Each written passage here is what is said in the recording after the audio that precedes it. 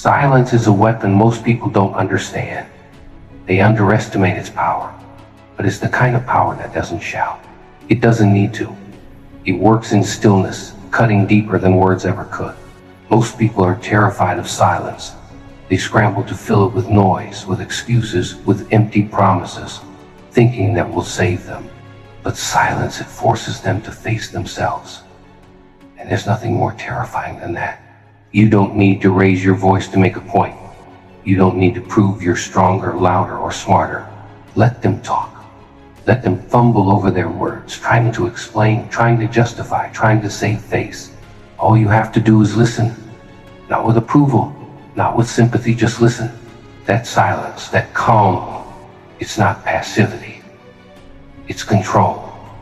It's knowing you hold the upper hand without needing to wave it in their face. The louder they get, the clearer it becomes who's in charge, and it's never the one making the most noise. People expect confrontation. They brace themselves for shouting matches, for arguments, for fights. They prepare their defenses, their counterattacks. But silence is unexpected. It leaves them vulnerable, exposed. It's in that vulnerability that their pride crumbles. They'll fill the silence with their own guilt, their own fear, their own realization of how far they've fallen. You don't need to break them. They'll do it to themselves. Pride is fragile, despite how strong people try to make it seem. It's built on perception, on the illusion of control, power, dominance. Silence strips that away. It's the mirror they can't escape. They'll see every flaw, every crack in their armor, and they'll panic. They'll try to patch it up with more words, more noise. But you don't need to engage. Let them wrestle with their own reflection. Let them drown in the silence. Control isn't about shouting louder. It's about knowing when to hold back. It's about understanding that sometimes the most devastating thing you can do is say nothing at all. Words give them something to fight against. Silence, that's a battle they fight with themselves. And trust me, no one comes out of that unscathed. Silence isn't weakness. It isn't surrender. It's power. It's confidence. It's the calm before the storm. The pause that makes them question everything. It's in that pause that their pride shatters. They'll try to bait you, try to provoke a reaction, but they can't win a battle you refuse to fight. Let them burn themselves out. Let them spiral. When it's over, when the dust settles, they'll realize you never needed to lift a finger. You never needed to raise your voice. There's a strength in restraint most people will never understand. They think power is loud. They think it's aggressive in your face, demanding attention. But real power is quiet. It's composed. It doesn't need validation. It doesn't need to explain itself. It doesn't need to prove a thing. Let them learn that the hard way. Let them face the silence and see how much of their pride survives. Silence is the sharpest blade, cutting through the armor of pride and arrogance without a single stroke. You don't need anger. You don't need chaos.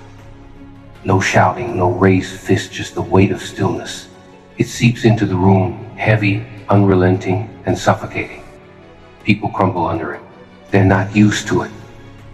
Silence doesn't offer them the comfort of distraction, the opportunity to argue or defend themselves. It forces them to sit with the truth, their truth stripped bare. And that truth is more terrifying than anything you could ever say. When you stand in silence, you stand in power. Words, they can be deflected, twisted, thrown back at you. But silence is untouchable. It lingers. It echoes in their minds long after it falls between you. They'll hear it in the beating of their own hearts and the sound of their own breathing. It's not your silence that will haunt them. It's their own thoughts filling the void. Their pride won't protect them then. It will collapse, brick by brick, until nothing remains but the raw, trembling foundation of who they are. They'll expect you to react. That's what they're prepared for, the clash of voices, the back and forth of a battle they believe they can win. But when you stay silent, when you meet their storm with calm, they falter, they stumble. because they can't fight what doesn't engage. They'll throw their words at you like stones, desperate to get a rise, desperate to regain control. And when they realize you aren't playing their game, it's over. They've lost. They just don't know it yet. It's in silence that the truth is most deafening. No matter how strong they think they are, how clever, how superior, silence will find the cracks. It always does. Pride is brittle. It's loud because it needs to be. It masks insecurity with bravado, fear with arrogance, but silence sees through it. It doesn't argue. It doesn't accuse. It simply is. And that's why it's so devastating. There's no escape from silence. You can't argue with it, can't reason with it, can't overpower it. It doesn't flinch. It doesn't waver. It stands firm while they unravel, trapped in their own thoughts, their own fears, their own inadequacies. Let them. Let them face what they've been running from. You don't need to say a word. The silence will say it for you. Pride is a fragile thing held together by perception. People cling to it, use it as a shield, but it's a weak defense. Silence doesn't attack it outright. It waits. It watches. It lets their pride crumble under its own weight. And when it does, they'll look to you, desperate for anything to hold on to. But you won't offer them a lifeline. Not yet, because they need to feel it. They need to understand. Control doesn't come from being the loudest voice in the room. It comes from knowing when to be silent. It's the unspoken confidence, the calm assurance that you don't need to prove anything to anyone. They'll mistake it for weakness. Let them. It's only when they've exhausted themselves, when their pride has collapsed, that they'll realize the truth. That silence wasn't weakness. It was strength. It was dominance. It was everything they didn't know how to fight. And when you finally speak, if you choose to speak, it will carry the weight of 1,000 unsaid words. They'll feel it in their bones, in the air around them. It won't be loud. It won't be aggressive. It won't need to be. Because the silence will have done the work for you. It will have broken them in ways they didn't think possible. It will have stripped them of their defenses, laid them bare, and left them trembling. So don't be afraid to wield silence. Don't be afraid to let them sit in it. Let them feel it. Let it do what words never could. They'll remember it. Long after the moment has passed, long after they've walked away, they'll hear that silence, and it will echo. It will remind them. It will haunt them.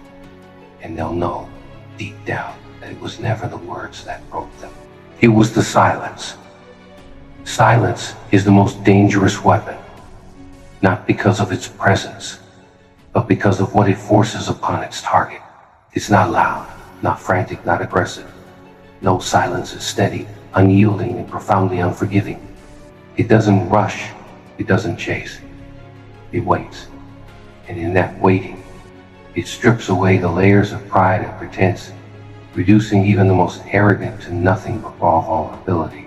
You don't need to shout to make them feel small. Silence will do it for you. People expect confrontation to be loud. They brace themselves for shouting matches, for voices raised and tempers flaring. They come prepared with arguments, counter-arguments, justifications, and blame. They're ready for a fight.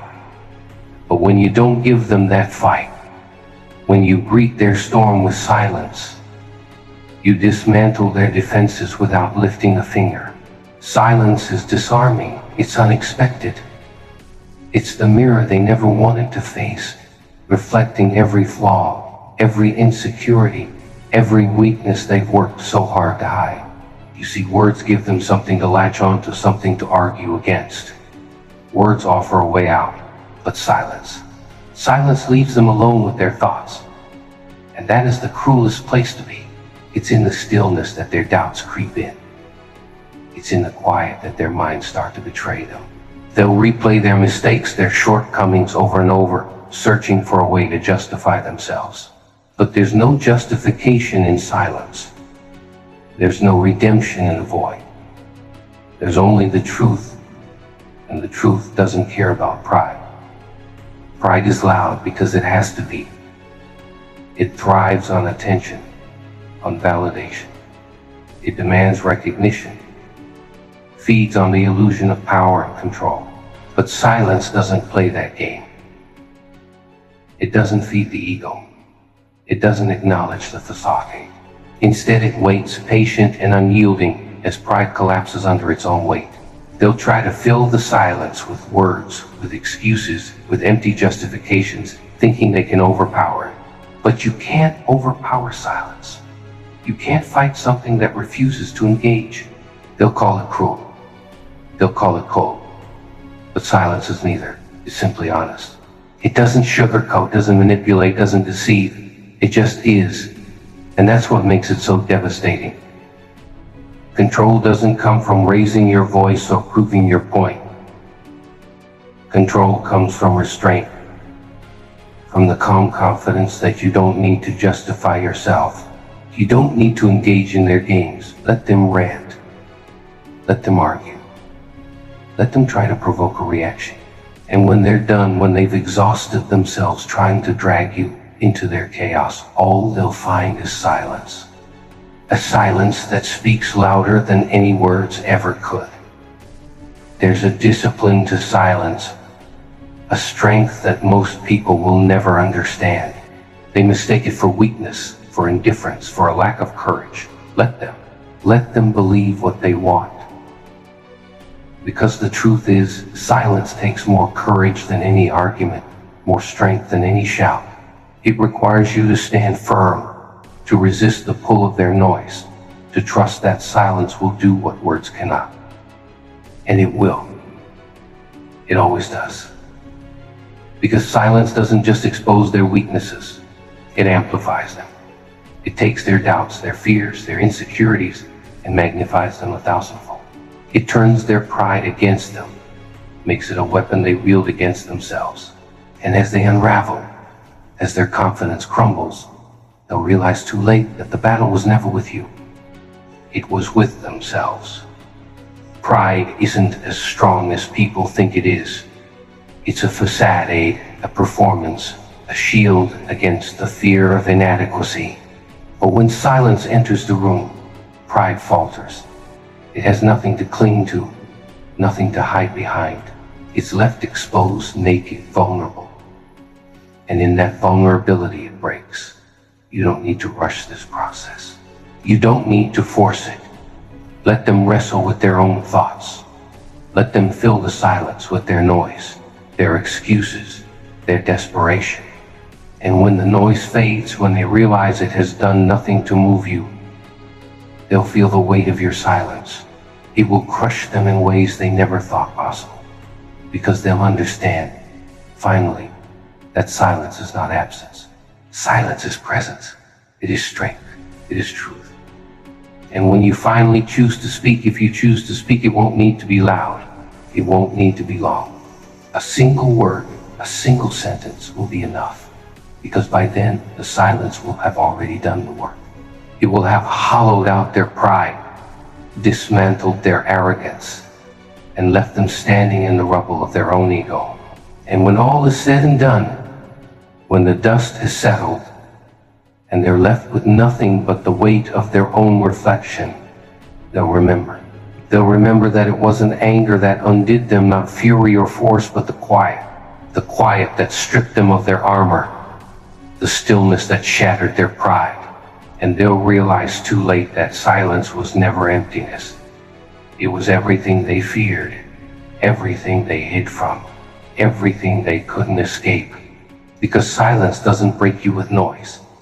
It breaks you with yourself. And there's no coming back from that.